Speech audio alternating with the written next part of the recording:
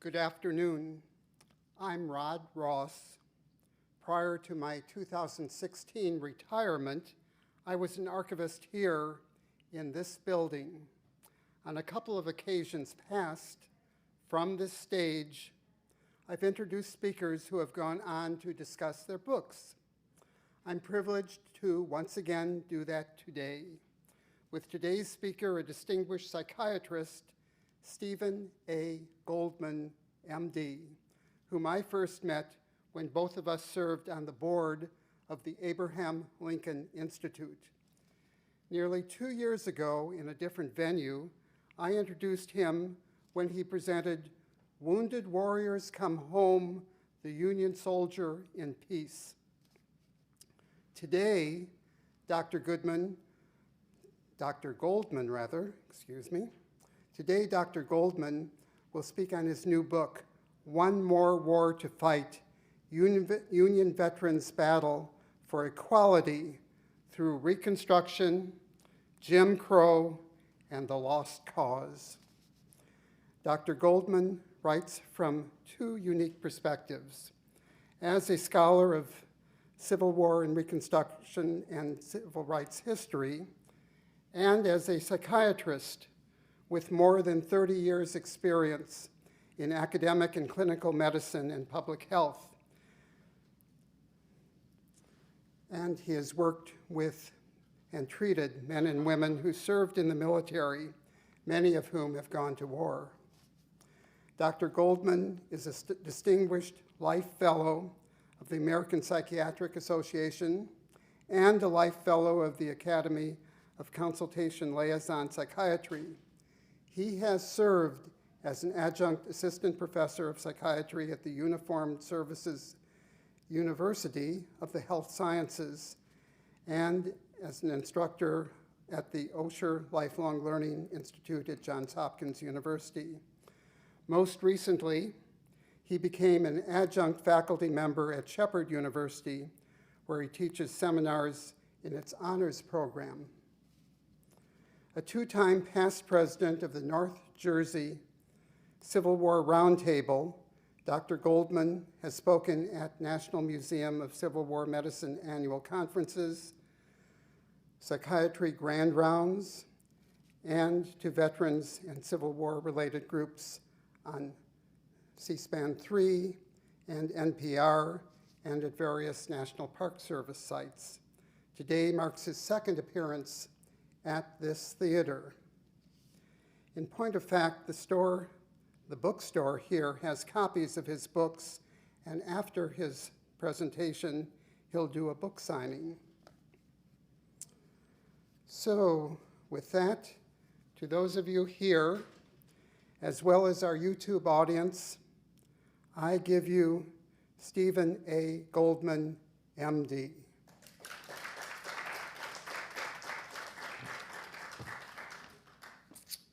Thanks, Rod.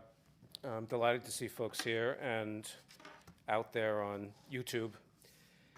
I spoke here 13 years ago, and I always like to start off my talks with a couple of quotes as I remove Rob's water. Here you go. By the way, this is the book. And it's kind of hard to pick quotes sometimes. I often use things from the greatest show ever aired on American television, The Wire, and rock's greatest composer, Pete Townsend, but I'm not going to use those today.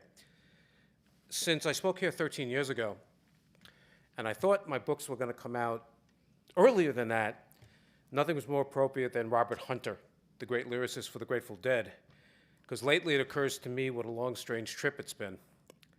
The second quote is inscribed on the front of this magnificent building. The heritage of the past is the seed that brings forth the harvest of the future, which is Wendell Phillips, the great abolitionist. In my book, One More War to Fight, I tell two previously untold stories, both of them intertwined. The first is how Northern veterans, black and white, fought a second war, seeking equality for all Americans, and in the process, they created the model of civic responsibility and commitment that has been emulated by American citizen soldiers, sailors, Marines, and air personnel ever since the Civil War. Now, my work utilizes a very specific, unique lifetime study of a group of white Union soldiers and sailors who, in the immediate aftermath of the war, were asked to provide a handwriting sample because they'd all lost use of their right arms. 98% enlisted men, a national sample, and all they were asked for was a handwriting sample. What they turned in were the most amazing essays you've ever read. That's the Left Arm Corps. I spent over 10 years tracking down every one of those 268 men through both National Archives material here, both their pension records, service records, which are medical records, things through Library of Congress, online newspapers, such as the Chronicling America series, which is marvelous, that's done through Library of Congress. And what I found was that group, the Left Arm Corps, was absolutely representative of white Northern soldiers. So that's one aspect.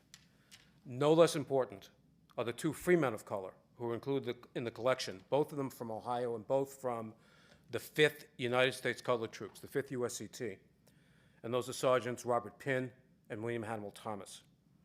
Now, I want to make clear that while I use the Left Arm Corps as a representative sample of white Northern common soldiers, although they certainly were not common in any sense other than the fact that they're representative, I write about all Union veterans, black and white.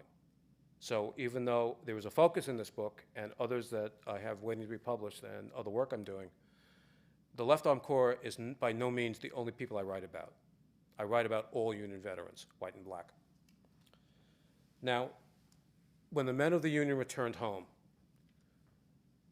there had never been a high proportion of veterans returning from any American war. Bearing in mind that if the same number of soldiers had fought now, the veterans would have numbered over 6 million in today's population. So it was a high proportion at the time as to who had fought in the war, North and South. These men had left to see the elephant, that marvelous expression about what it means to go to war. And they'd seen the elephant. And they performed deeds they could never have imagined, positive and negative, and they had survived. Marine First Lieutenant, Vietnam veteran William Broyles Jr., the great screenwriter. You can come back from war broken in mind or body or not come back at all. But if you come back whole, you bring with you the knowledge that you've explored regions of your soul that in most men will always remain uncharted. Eugene Sledge, who wrote two of the finest books ever about veterans, the Marine corporal who survived the Pacific Theater in World War II. Close combat had changed those of us who endured it. We were just plain different from other people through no fault of our own. We saw life through a different lens and always would. Now, Union veterans tempered their delight in having survived. And let me talk about that for a second.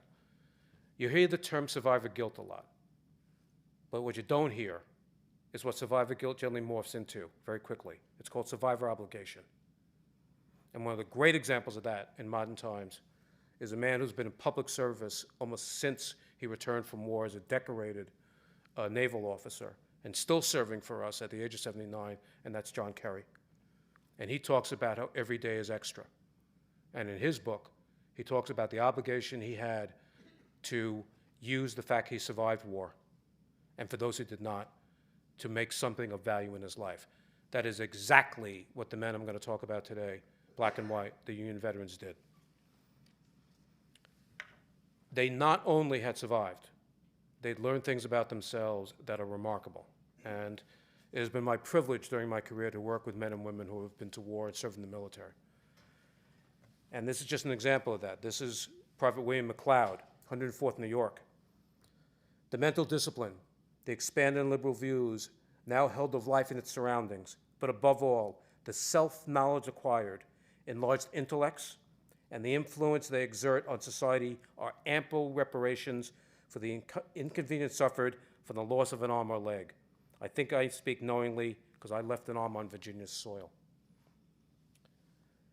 Having been instrumental to the restoration of the Union and slavery's destruction, ideological resoluteness tightly bound Northern veterans, white and black. More than the average civilian, they realized just what lay ahead, and that the unfinished work that Abraham Lincoln had talked about in the Gettysburg Address promised to be as bitter, divisive, and perilous as the war itself, if not more so. That's what my book is all about. Irrevocably changed by what they had undergone, it is not surprising that a sizable proportion of Union citizen servicemen have been politically radicalized. But would white and black Northern veterans maintain that dedication to the causes for which they had fought?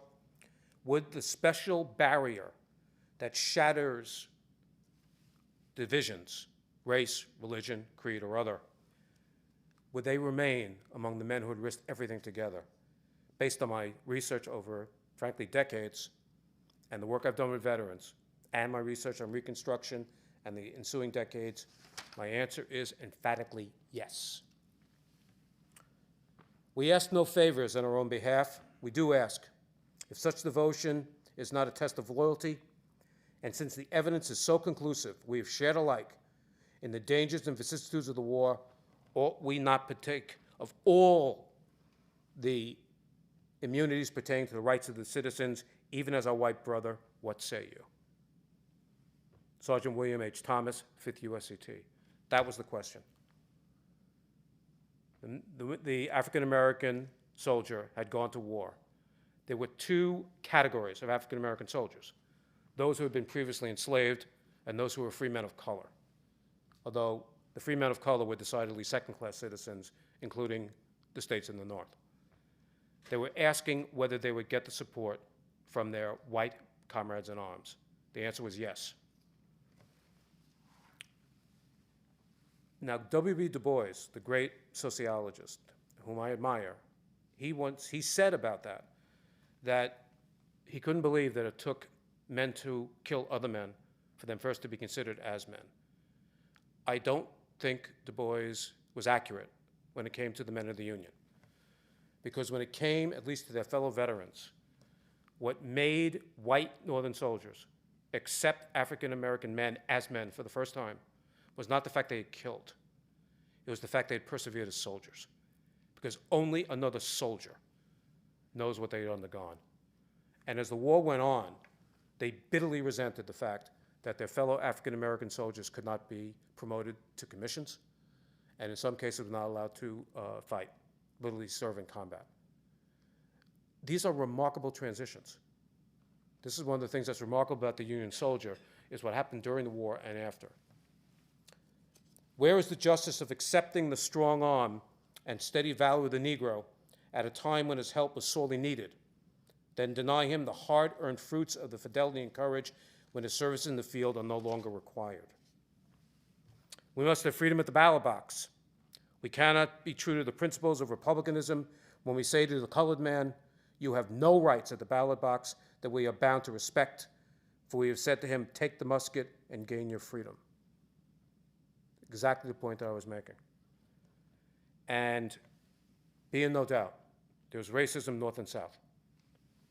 And yet, it was very clear in the writings, the statements, and the lives of the men I've studied, such as Private Michael J. Fitzjames of the 121st New York. We soldiers know the cause we have hazarded our lives and spilt our blood for, the cause our beloved president was assassinated for. We shall maintain and never desist from this cause as long as we live. And that cause is equality for all Americans. That's the unfinished work. And as we know, that work remains unfinished. I have lost the use of my right arm in this bloody war, and I would freely have sacrificed my life for home, for law, for right, for constitution, for freedom, for government, for humanity, and in the hope that the banner of my country may advance in that grand old flag, I see the liberties of the people and the hopes of the world. Private Ora D. Woolbridge, 104th, Illinois. Everything I've just read to you came when they asked for a handwriting sample. But they were given an opportunity that's unique and very therapeutic. They were given the chance to write about a war they had just fought.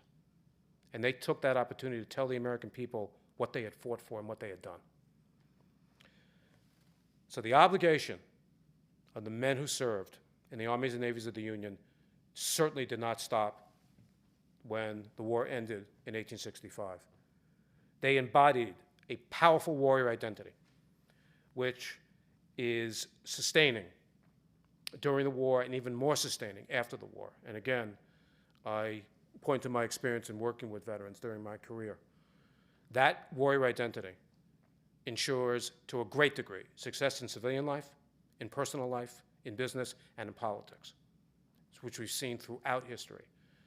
Yet, the image of the veteran that is portrayed in many aspects does not really make it clear that this is what most veterans do when they return. They are very successful, including one generation of veterans that people don't seem to grasp have been among the most successful generation of veterans, and those are the Vietnam veterans. What did the solemn responsibility that the Union veterans have result in? Outstanding service in the Freedmen's Bureau, which was a vital organization during Reconstruction, which was a military operation. And one example of that was Brevet First Lieutenant William Augustus McNulty, who was in the Veteran Reserve Corps and part of the Left Arm Corps. Bitter opposition to Andrew Johnston's racial policies and associated grand-scale political activism, such as support for the vital 14th and 15th Amendments. Battling the Klan, the first version of the Klan. And one great example of that was Joseph Waller-Gallery, brevet colonel of the 45th United States Infantry, who was the foremost investigator of the Klan, fighting bigotry and racism in two particular areas: the right to quality public education and social equality on both sides of the Mason-Dixon line. And particularly through the Grand Army of the Republic, which I'm going to talk about in depth today, Union veterans formed a stalwart bloc in support of landmark legislation, Republican initiatives on behalf of African Americans. Let me explain that Republicans during this era were the progressives in the United States, the party of Lincoln, and they remained so during the rest of the 19th century. Now, the Left Arm Corps mirrored what happened within the Grand Army. And I think you'll be struck by this. 95% of the Left Arm Corps were lifelong Republicans, reflective of their political views. And of the 106 GAR members, all but 5 were Republicans. That was replicated on the grand scale for the Grand Army. Now, what did it mean to be a Republican after the failure of Reconstruction? And by the way, let me discuss the failure of Reconstruction in a minute. Reconstruction ultimately failed. That does not mean that Reconstruction did not produce tremendous changes in this country. That is not to imply in any way that the laws that were passed, most of them federal during Reconstruction, are not applied now. And one of the things that I do several talks about, as my book is out, and I do a lot of these events, which is marvelous, is pointing out the changes north of the Mason-Dixon line and in the border states, because what happened during Reconstruction, even though Reconstruction technically only affected the former Confederate states. So Eric Foner, the Reconstruction scholar, said 1877, the year after the Reconstruction was ended, it confirmed the growing conservatism of the Republican Party and portended a new role for the national state in the post-Reconstruction years. However, neither the humanitarian impulse that helped create the Republican Party nor the commitment to equal citizenship that evolved during the war and Reconstruction entirely disappeared.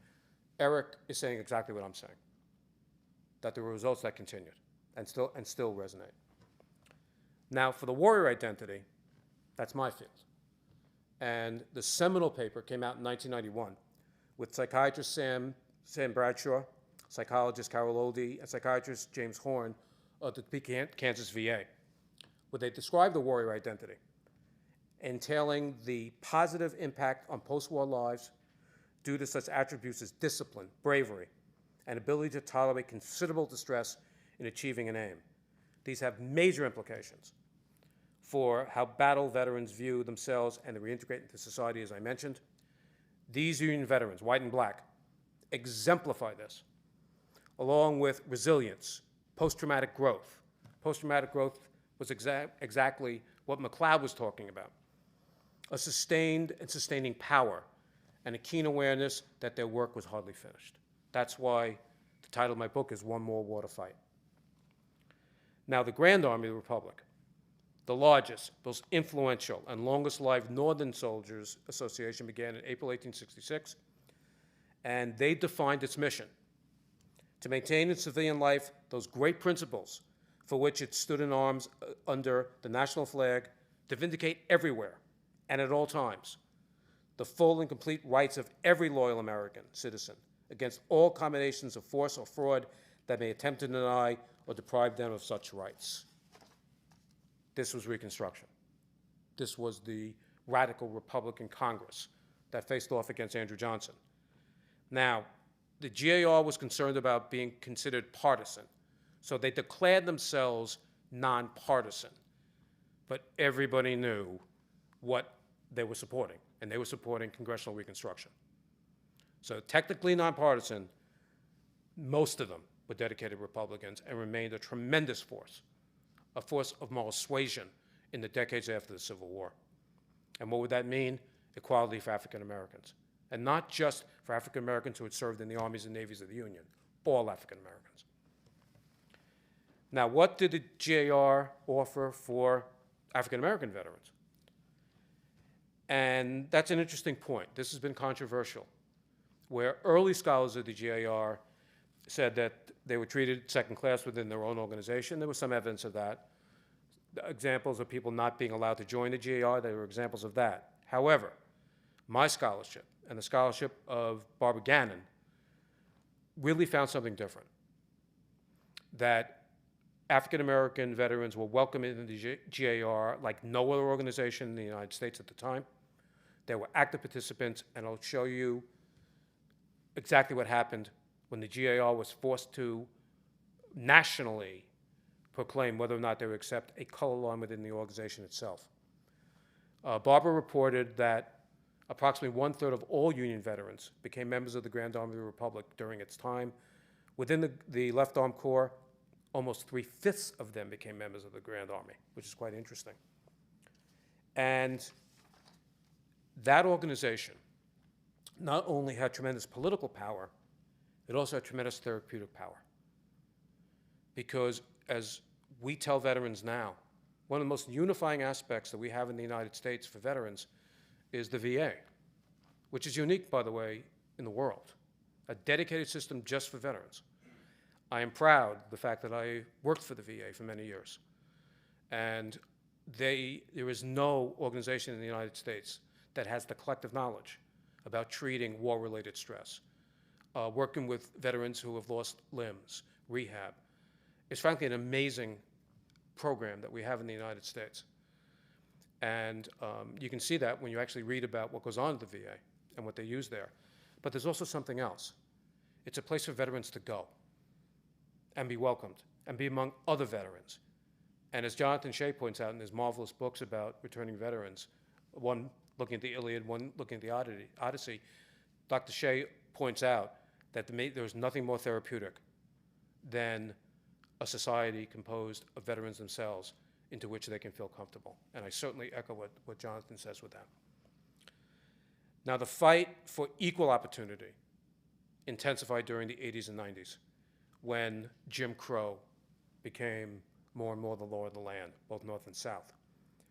So that the Grand Army became the focus of the question is, if the Grand Army did not treat African Americans equally as white veterans, then how could they expect anybody else to treat African Americans equally in the rest of the United States? So people were looking at this. One man who was deeply involved with this was Robert Pinn. Robert Pinn, another member of the Left Arm Corps, was one of 2 African Americans among the large Hart Post membership in Mazatlan, Ohio. He was its commander in 1886, which a major African American newspaper, the Cleveland Gazette, proudly reported that it was not only a tribute to him personally, but a just recognition of the colored soldiers, all who helped to fight the battles of the War of the Rebellion. Acutely aware of racism, Robert Pinn had attended Oberlin after my alma mater, the Ohio University, the first public university to admit African-American males. Oberlin was one of the first private universities to do so. He was a Medal of Honor recipient, one of the first African-Americans from the Civil War, an attorney, the first attorney admitted to the bar in Stark County, Ohio, and he had close friends and clients who were white. This was very unusual for a man of color at that time. Pinn reads in the Cleveland Gazette that there was a plan to have separate units for African Americans that are all black. He objects to this vociferously, and he insists that African Americans who are qualified are brought into Grand Army posts. He says, "Why do we set up a sideshow? How long will my people persist in drawing a color line for themselves? I am ashamed of them. As soldiers, we are all working for the same great object, then why not work together? We fought side by side with our white comrades. Our blood mingled and drenched the southern soil. Our united efforts to save our common country for the abode of free men. Now in the sublime time of peace, we should not be the first to say there will be no part with our white veterans."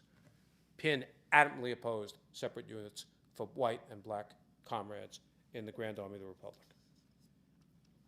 That this was not an idealistic pipe dream is strongly supported by Dr. Ganna's research and my own. Despite instances of black veterans being rejected for admission by white comrades, just as Pinn had noted, she reported hundreds of GIR posts that actively sought members of both race. Quote, "Although white veterans made up the majority and dominated these organizations, African Americans, while in the minority, fully participated in post life." I found exactly the same thing. Let me point out that only 10%, approximately, of all Union veterans were men of color. So you would not expect them to be in a higher proportion in the Grand Army. But they did actively join the GAR. They were topped out as to their highest level of leadership, as I'll explain in a few minutes. Now, among the Left Arm Corps, 1/5 of them belonged to posts known to be integrated. And when African American veterans found it necessary to take public positions reiterating their soldiers' pride and claims to manhood, the GAR generally had their back. A great example arose in 1885, and I understand there was a lecture about Grant this morning. When New York's all-black posts were offended by someone outside the GAR asking they serve as grooms at the funeral parade for Ulysses S. Grant. They were outraged. They said that we were comrades of the dead general, not servants. And as a group, they made it clear they would, quote, "appear in the procession as a post of the Grand Army, which has never blushed for the conduct of its colored troops," unquote. That's exactly what happened. Their white comrades in New York said, "They're absolutely right. They're going to march with us." As a matter of fact, there were 3 companies of veteran guards that marched in the procession for Grant, who, by the way, would have welcomed that. Grant finally is getting recognition for the tremendous job he did with the assault, frankly, on the Klan during his first administration, and his very progressive views on race. So you've got an organization that is unique in American society at the time, composed of a national organization that is fully integrated, composed of Union veterans, avowedly Republican, even though the organization was nonpartisan. That's tremendous power. So what happened? Robert Pinn rises to the highest level any African American was able to rise in the Grand Army in several of the states. He became the junior vice commander of the State Department, which was, again, they topped out. There was a ceiling, but he did get that. He had spent 5 years as the commander of the state encampment, where they met every year, and he served 1 term. I've got the notes of what he did with his usual diligence. And then in 1889, which I get a kick out of, he was appointed a national aide-de-camp to the national commander. And take a guess who his one colleague went with him, former President Rutherford B. Hayes. So Pinn rose to tremendous heights within an organization that was integrated. So what happened? What brought the Grand Army to a crisis point? what was going on in Louisiana and Mississippi, the Department of Louisiana and Mississippi. And quite frankly, African Americans could not join. And that's Deep South. Of all things that brought this to a head was Jefferson Davis's funeral, where the commander of the department decided that Jefferson Davis was, quote, an illustrious patriot, soldier, and statesman, unquote, and that he would be proud to march in the funeral procession for Jefferson Davis wearing his GAR badges. You can imagine how this went over with GAR members throughout the country. By the way, Confederate veterans were thrilled at the validation of Jefferson Davis. Union veterans were not thrilled. So the compromise that he decided was he would march along with 50 of his comrades, and they would not wear GAR badges, which is what they did. How do you think that went over? Not well. So because he was not supported by the other members of the department, and because he felt put upon by this, he decides to do something he had refused to do for years. He starts to admit African Americans to the department and posts. The details are in the book. I'm going to, in terms of time, I'm not going to go into all the details. I'll simply point out that this created havoc. With two departments, it split in half between an all-white group and a group that was integrated. They went to the national meeting of the Grand Army where no decision was made as to which one was the correct department. But there was a proposal that came out in October of that year in the National Tribune, which incorrectly has been called the House organ for the Grand Army. It was not the House organ for the Grand Army. It was an independent newspaper that covered Union veteran activities and race. By the way, a superb newspaper. It's one of my pleasures going to the Library of Congress's Chronicling America and reading all the articles in the National Tribune. They're marvelous. But they were not the organ of the GAR. They announced what turned out to be a balloon concept that all African American members of the GAR should be in one national department. In Florida, Fred Goodrich was absolutely dumbfounded to read this because the rationale was it would help the African American veterans in the South. Fred Goodrich was the commander of the Department of Florida. He had no idea that this was going to be proposed. He was outraged that this was proposed. And in a state with active Jim Crow, let me point out, Goodrich said that they've never refused someone who deserved to be in the Grand Army, that they have black comrades at all their meetings. He has no idea what they're talking about. He echoes exactly what Robert Pinnett said, that there's no way that he's going to accept a separate department for African Americans.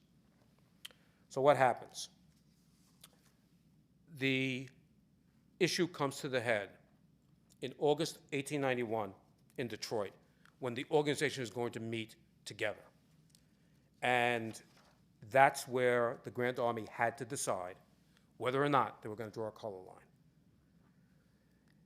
It was clear that the rank and file was absolutely opposed to drawing a color line within the Grand Army. But the decision was going to be made by the highest ranking members of the Grand Army, like most organizations. And what happened was there was a committee of 5 high-ranking members, three of them being former commanders-in-chief themselves, another one who was a commander in one of the states, and everybody in the United States was waiting for this decision. Everybody throughout the country, North and South, wanted to know what the leading organization of Union veterans was going to do, because if they drew a color line, the implications would have been tremendous, as you can imagine. So they put together this 5-man committee, 3 former commanders-in-chief and a past commander of the Department of Connecticut, with one dissenting opinion. They adamantly refuse to draw a color line. And this is what they say. During the fierce struggle for the life of the nation, we should shoulder to shoulder with comrades tried. It is too late to divide now on the color line. A man who was good enough to stand between the flag and those who would destroy it when the fate of the nation was trembling in the balance is good enough to be a comrade in any department of the Grand Army of the Republic. No different rule has been or ever will be recognized by the survivors of the Union Army and Navy. No department should be established for any color or nationality. There was one dissenting vote, W.S. Decker of Colorado, who interestingly enough had actually served as an officer in the USCT. He did not support, he said, separate departments, but he felt that the problems in the South were impossible to overcome because they were different than the conditions in the North. Namely, that the posts in the North, African-American members, such as Robert Pinn, were often members of the community that, like other members of the community, and that the social mores and, frankly, Jim Crow of the South would make it impossible for the white members there. Well, the Grand Army rejected that out of hand, but that was his rationale. Two of the African-American who spoke during the debate about the report were critical to the discussion. Robert Johnson of the Department of the Potomac, right here in Maryland, he wanted to know, quote, why is that you want to shove us off now into a separate department when we will always have been in one department and all the institutions that we belong to? No other institution has brought us so near together as the Grand Army of the Republic, unquote. So you can see how important this was. As white and black soldiers have been, quote, friends and brothers together in the field, Johnson insisted in staying one department was imperative, even if separate posts were needed in the South. Pointing out the nation's worsening racial problems, he asked, quote, if you turn your back upon us, whom shall we look to? Where shall we go? Seeing honesty, principle, charity, and loyalty among his comrades, he didn't think such a thing was remotely possible. Edward A. Ritchie of Kentucky spoke proudly of the successful incorporation of 15% of overall posts being African-American posts in his department that was initially hostile to the incorporation of black members, emphatically stating that African-American veterans wanted no part of a separate department. He conveyed their belief that such a move would result in exclusion from state encampments, ostracism, and eventual removal from the GAR altogether. He said, we African-American soldiers know something of hard times, and we know just what it is to be Grand Army men. Seeing the proposal to separate out African-Americans would have them turn their backs on us in our time of trouble, he expressed his hope that he would, quote, be able to return to Kentucky and say to my comrades that the national encampment will stand by the colored comrades all over this land. Then something remarkable happened during this debate. The one member, Decker, who had dissented, interrupted Ritchie as he was speaking, and Ritchie turned to him and said, you're one of the ducks that hide their GR badges while you're flirting with the Democrats. The response to this was hilarity and applause. The very idea that in 1891 America, an African-American man would openly display hostility to a distinguished white man and be applauded for it is almost unthinkable in any other organization. It's as simple as that. When the members of the Department of Louisiana and Michigan tried to defend themselves, they met with tremendous antipathy, and then it got nasty. They accused African-American soldiers of being ungrateful, and they said, if you do this, then we will leave en masse. It was put to a vote, and the vote was essentially unanimous. The Grand Army was not going to agree to a color line. Why was this so important? Because everybody in the country was watching. Hearts and minds. The response in both the general communities and the African-American communities were remarkable when you take a look at the newspaper reports. Several newspapers made comparisons to the churches that remained segregated. And they wanted to know, as in one memorable sentence, why are the relics of an army composed of all men of faith and no faith, men of the world, gamblers and profane, irreligious and infidels, why would they be moral enough not to draw a color line when churches in the United States insist on continuing to draw a color line? Several of the newspapers pointed this out. By the way, not every paper was supportive of this. in Stark County Democrat, where Robert Penn lived. The Iron County Register in the home state of Missouri, William Warner, who had been one of the members who voted against this, and in New York City, where the world accused the GAR of hypocrisy, they all said that the GAR would never have done the same thing, and they asked them, would they really agree to join an organization in the North where the majority of its members were African American? A fair point. I don't think it's a fair point with the GAR per se, but they rightly pointed out that the armies remained segregated despite the tremendous valor and strength of African American veterans in the Civil War. And as you know, what went on during the 1880s and 1890s was the worsening of race relations in the United States, culminating with the second worst decision the Supreme Court arguably has made, the Plessy versus Ferguson decision in 1896 that essentially established Jim Crow as a national policy. Now, what does this all mean? It means, I think, a couple of things. And this is why I link the two aspects in my talk as I draw to a close, and then Rod and I are going to take questions. What the men of the Union, white and black, did has not really been acknowledged to the extent that I do in my book, and I have it in detail. It is clearly linked to what we see in modern veterans, that when you come back from war, your work is not done.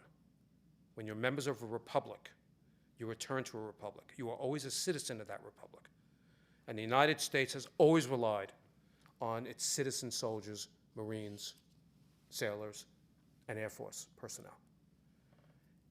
They have every right to express their opinions, politically or otherwise, and they have a responsibility to do so. The men of the Union took their survival and took what they had fought for as an obligation to continue and to further the work that had begun. And the work wasn't just the destruction of slavery. The work was not just the restoration of the republic. It was equality for all Americans. And the galvanizing change in the attitude of white Union veterans stemmed from their tremendous respect for the men who had served alongside them of color starting in 1863. That cannot be in any way diminished or looking at the influence of that. Now, this was not some of the perception of other historians, particularly Stuart McConnell, who wrote the first really good book about the GAR, and he felt that it was essentially informal discrimination. He did not feel this was that compelling. Donald Schaffer felt differently, that the willingness of the GAR to sacrifice a large number of white veterans in order to integrate the black posts in the department was extraordinary, as was the fortitude of the Grand Army rank and file at the Detroit encampment. That the GAR accepted black members was unusual even in the Gilded Age. However, the fact that many white members, even in the Upper South, opposed separate departments for white and black Union veterans in the Lower South was even more remarkable. Nonetheless, there still was discrimination within the GAR.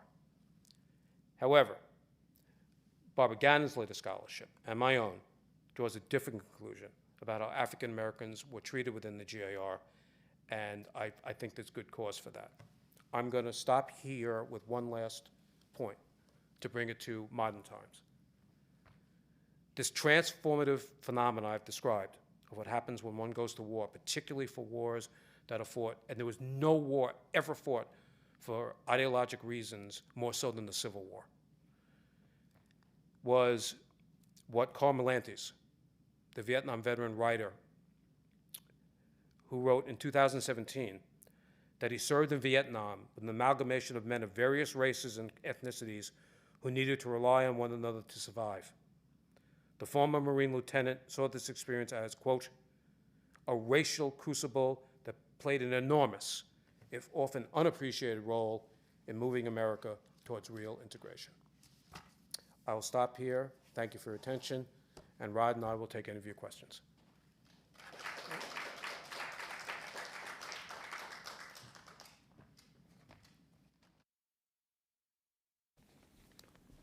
So we have a first question Go ahead, sir. Dr. Goldman, thank you so much for being here today. My name is Nathan Weissler, and I graduated a few years ago from Montgomery College here in the Washington, D.C. area, and my question is, in reading the book, one aspect of the book that I found particularly moving was reading about the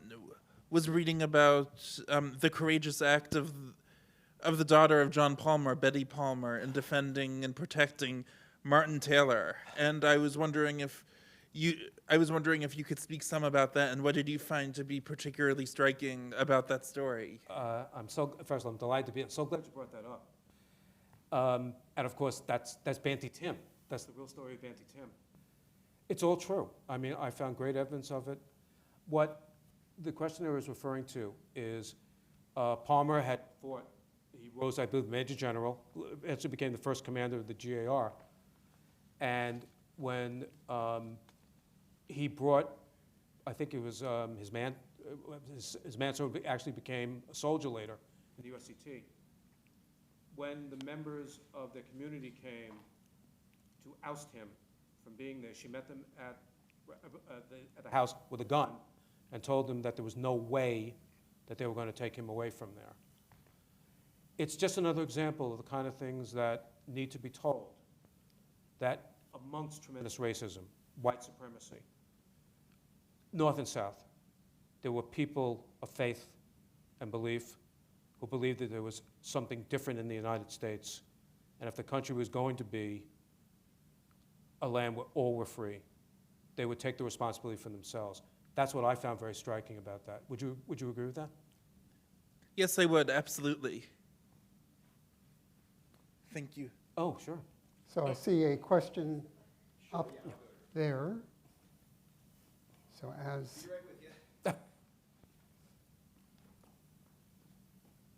Hi, I'm Blake Lindsay. I'm actually with Ford's Theater just up the road. I saw this was going, literally ran down here. And we're actually going to be running a teacher institute next week on the subject of Confederate monuments. So considering the time in which you spoke about, I'm curious about the GAR's reactions to sort of the South claiming victory through the memorial landscape, through the erection of monuments and statues during the time you described here. You can only imagine.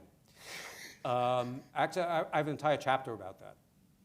So hopefully, maybe I'll have a chance to discuss that. Yeah, I'm picking up the book, so all right, no spoilers. Okay. Okay. Nah, I did a talk earlier this week, particularly about the Lee statue that up until 2 years ago was in the national capital itself.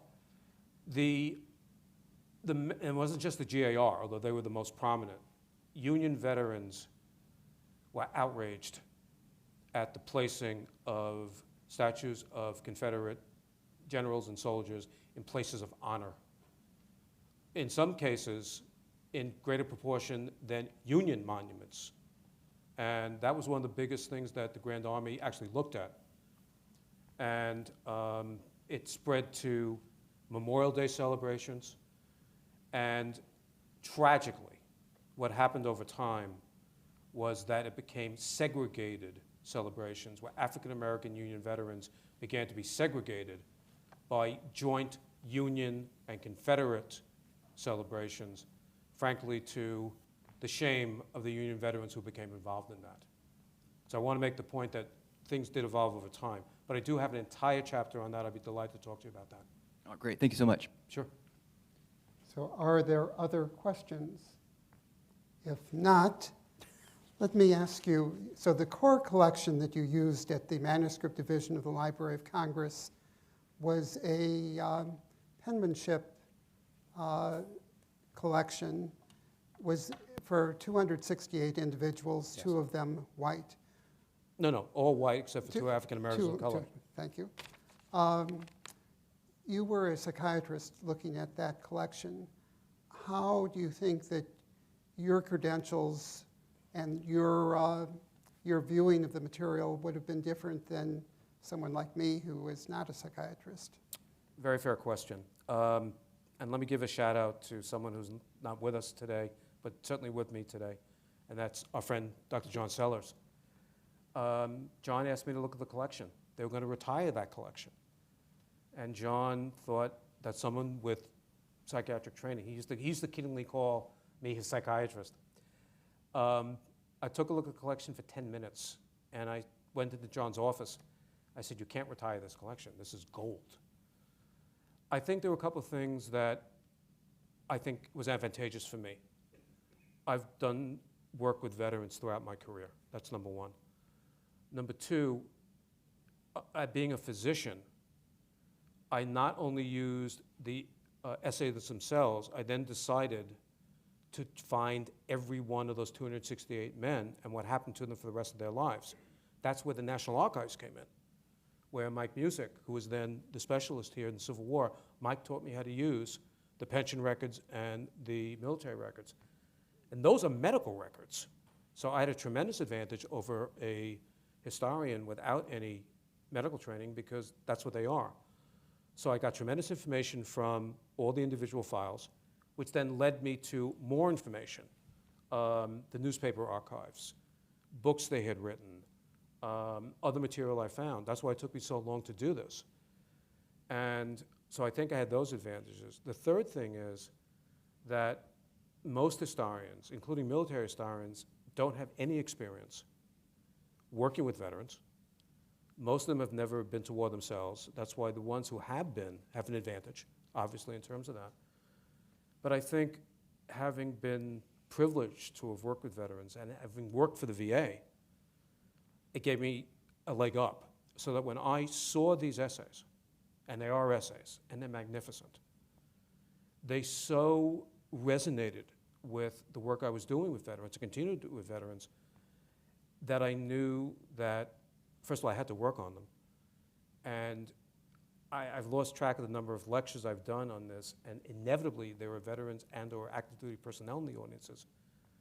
When they hear about the Left Arm Corps, they can't believe how it resonates with their own experience. And the fact that I immediately recognized what Jonathan Shea had talked about, that giving these men an opportunity to write about their experiences was therapeutic. This is something we do ask veterans to do. They had no idea. It was only to get them to use their left arms. And when I found an incredibly low percentage of psychiatric difficulties in the Left Arm Corps, I think one of the major reasons, frankly, is having entered the contest, because that was therapeutic in itself, and we have found over time that such interventions do have long-term effects. So I didn't know that going in. Okay. So of those 268, you said that the great majority were Republicans. Did any become candidates? Any become office holders? Could you speak a bit about? Yeah, I think 2/3 of them entered some kind of public service, whether elective, volunteer, or otherwise. Many of them went to work for the government. One man served 5 terms in Congress from the state of Michigan. Robert Pinn and others served as pension attorneys. Now, I want to say this did not make them unique. Again, they were quite representative. What made them unique in a sense was they could not return to their professions for the most part because they could not do them physically. They turned to intellectual pursuits, as some of them pointed out, from mechanical power to brain power. Again, no GI Bill. That didn't happen until after World War II. No VA, which didn't happen until 1930 when they took over the National Homes for Disabled Veterans. They did it on their own, and with support from volunteer groups and the communities.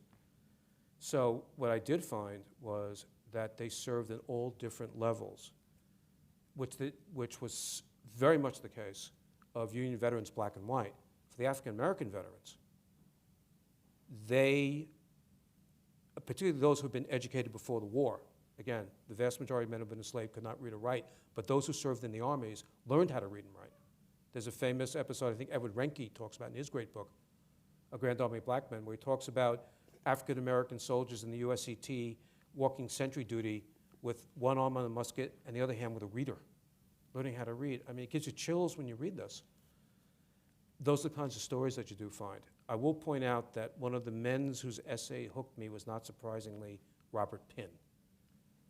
because Robert Pinn said that he wanted to fight for a black man's rights to untrammeled manhood. I read that, and I said, I've got to track these men down. And Robert Pinn is a remarkable individual, but representative, quite frankly, of so many of the men of color and what they did after the war. Thank you. So do I see almost a question there? I find it interesting that recently there was another book featuring the Left Arm Corps collection at LOC by Allie Johnson. And so, having not yet read either of the books, I'm kind of curious if you can tell us a little bit about how you two have perhaps different approaches to the collection and what we would learn from hers that would be different from yours. I really can't address that, I'll be honest. I've been working on this collection since Dr. Sells asked me to look at it, as he points out in the introduction to the book. Those who have worked on the collection have either been historians. I believe she's a professor of English, am I correct? Mm-hmm. Okay. You can't compare what I've been using with the collections, as Rod asked me about, in relation to what a historian might use or a professor of English might use. I believe her focus was on, again, the tremendous ability of them to write, which I absolutely agree with. But I've developed a lifetime cohort that I utilize. None of the other researchers have done that and utilized that. This is not the only book that I'll be using for the Left Arm Corps. This is just one of them. And so my approach is different. And the amount of information I have on the Left Arm Corps is different than the other research. I'm not in any way naysaying or saying their work.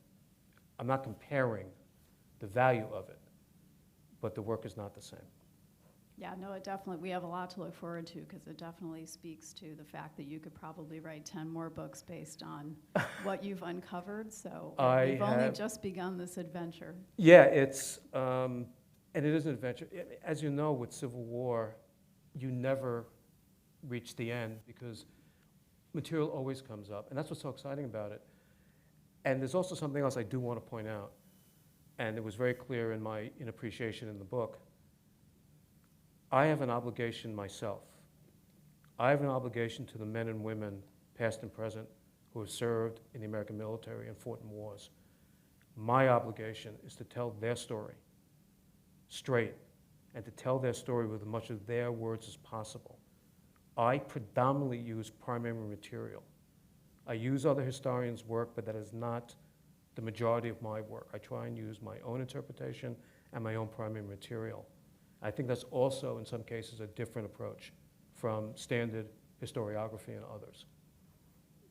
Yeah, no, thank you for your bottom-up history. So certainly those of us who work in the building know that better than anybody. We just need more storytellers, so thanks for sharing your stories. Can I do one quick anecdote about the National Archives, which you'll get a kick out of? We had moved to New Jersey, and I kept coming back to do the research. And I would wait till the doors opened for 9 o'clock for the researchers. And the security personnel got to know me. And one day, one of the security people came to me and said, I've got to ask you this question. I said, shoot. He said, why are you the only one here with a huge smile on your face?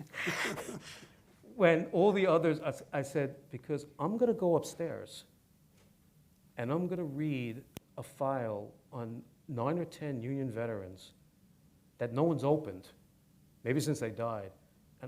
And I can't imagine how exciting that is. I've never lost that excitement about this. I remember John Sellers. No, John never lost that excitement. He was always at the Library of Congress. John was so thrilled to show these things. And again, I have to say, being here, the work done in this building, and of course in the other archives, and the work that is done, the treasures that are here, I hope people know that and recognize the importance of that, and the fact it's open, the fact it's available to us, that we own it. Same thing, Library of Congress. That's such a marvelous thing. So my shout out is back to the folks of you who work here, because the work is so important. Well, thank you for that comment. We certainly agree. And like I said, every box has got 10 more stories in it, so we just need more storytellers. So we appreciate your visit today. My pleasure. So other questions, or Do we have time for one more? Well, I do have a question for you. Sure. There were 2 African Americans that you were in that 268. One was William Hannibal Thomas. The way you write about Thomas at the end of the book is not the way you write about him at the beginning of the book. You're absolutely right. Because what he wrote about in the beginning was not what he wrote about in the end. William Hannibal Thomas became known as Black Judas. He wrote a book the book that came out the same year as Up from Slavery and one of W.B. Du Bois's book. It is one of the most scathing denunciations of African Americans written by an African American. That's why he was called Black Judas. He wasn't writing that stuff in 1865 and 1866. He was actually in a seminary. And he's the one who posed the question to his fellow veterans, don't we deserve to be citizens? And what happened to William Hannibal Thomas over time, and by the way, there's a very good book that John David Smith wrote about him, and it did evolve. It was almost the antithesis of what happened with Robert Pinn.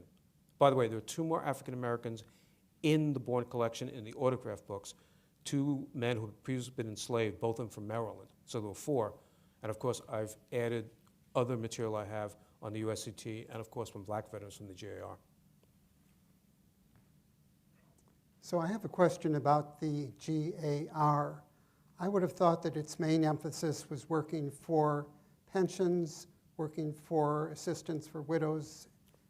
Can you speak about the proportion of their concentration, the quest for equality, the battle for equality versus veteran rights? Let's call it enlightened self-interest, and which it was, and certainly Brian Matthew Jordan writes about mostly the pension activism in his book. But the other story, I think, is even more compelling and frankly even more important, that they're looking to protect their own, which they did. The GAR was unique because it was a rank and file organization. Men rose to tremendous prestige within the GAR. For example, Robert Pinn was a sergeant. Others were privates who became national commanders. You didn't have to be an officer, unlike the Loyal Legion, which they were all officers. They looked out for their own. And of course, pensions would be part of that, widows would be part of that. But they became the most stalwart opposition to the lost cause belief and mentality that started to take hold, and by the way, still exists in looking at Civil War history and interpretation. So one did not negate the other.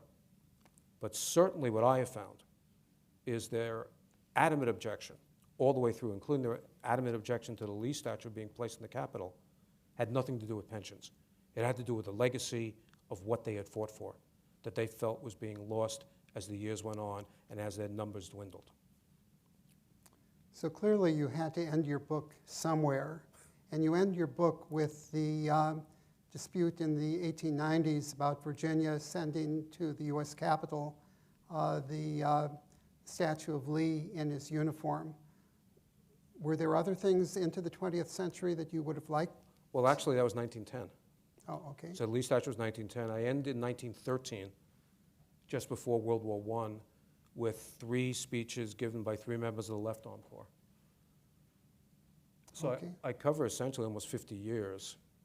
But I also point out, because I'm telling the whole story, that there were members of the Left Arm Corps and other Union veterans who forgot, who became members, who stopped working for African American comrades, who agreed to participate in segregated reunions and commemorations. It's all in the book. And I see Susan Clifton. Are you fielding a question from the audience, from our YouTube? No.